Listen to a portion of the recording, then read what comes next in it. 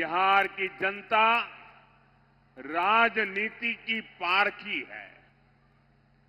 जो कहा जाता है बिहार की जनता उससे आगे की बात समझ जाती है।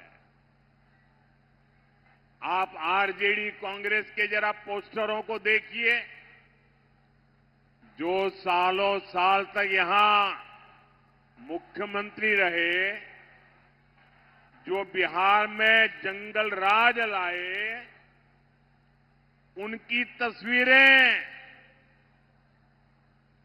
पोस्टरों में या तो गायब है या तो एक कोने में छोटी सी तस्वीर रखी है, दूरबीन से भी दिखती नहीं है। अब मुझे बताइए भाई,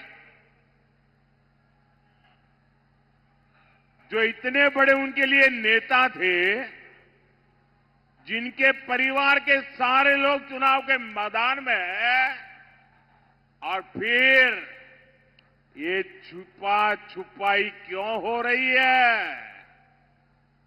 अरे अपने पिता का नाम बोलने में, छुपाने में शर्म क्यों आ रही है? वो कौन सा पाप है जिसको आरजेडी वालों को बिहार के नौजवानों से छुपाना पड़ रहा है? साथियों, आपने एक और चीज भी नोटिस की होगी, इन लोगों के पोस्टरों में कांग्रेस लगभग गायब है। आरजेडी ने कांग्रेस को कट्टा दिखाकर मुख्यमंत्री का उम्मीदवार भी घोषित करवा लिया, और अब कांग्रेस को उसकी हैसियत भी दिखाई जा रही है। कांग्रेस के जो नामदार कुछ हफ्तों पहले तक बिहार में बड़े बड़े दावे कर रहे थे, उनकी तस्वीर और दावे दोनों को पोस्टर में से भी और घोषणा पत्र में भी आरजेडी ने बोना बना दिया है, बोना बना दिया है। आजकल आप ये भी देख रहे होंगे कि जो वादे, जो घोषणाएं आरजेडी के नेता कर रहे हैं, कांग्रेस के लोग ही उन पर विश्वास नहीं कर रहे हैं। जब मीडिया के लोग कांग्रेस के नेताओं में उनके मुंह में उंगली डाल डाल करके बुलवाते हैं, मीडिया वाले बार बार पूछते हैं, घोषणा पत्र बताइए भाई, क्या बताना चाहते हो? जब भी घोषणा पत्र की बात आते हैं, ये कांग्रेस वाले क्या करते हैं? वो कहते हैं भाई घोषणा पत्र के लिए जो पूछना है वो जंगल राज के युवराज से पूछो, हमें मत पूछो। साथियों, ये हाल है इनका। कांग्रेस और आरजेडी के बीच लंबे समय से एक भीषण झगड़ा चल रहा है।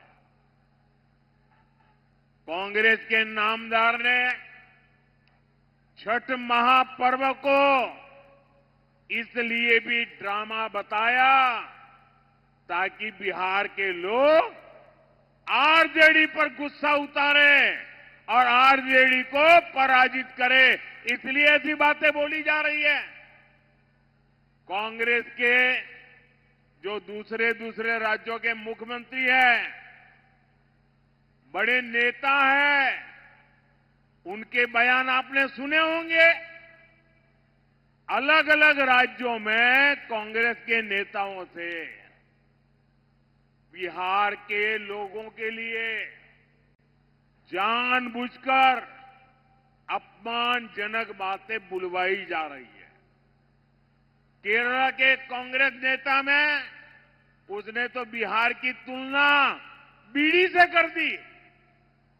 ये भी कांग्रेस की रणनीति का हिस्सा है, जो बिहारियों को प्रताड़ित करते हैं तमिलनाडु के डीएमके के जो नेता बिहारियों को गालियां देते हैं, उनको कांग्रेस ने बिहार चुनाव में प्रचार के लिए बुलाया ताकि आरजेडी को आपके गुस्से का सामना करना पड़े।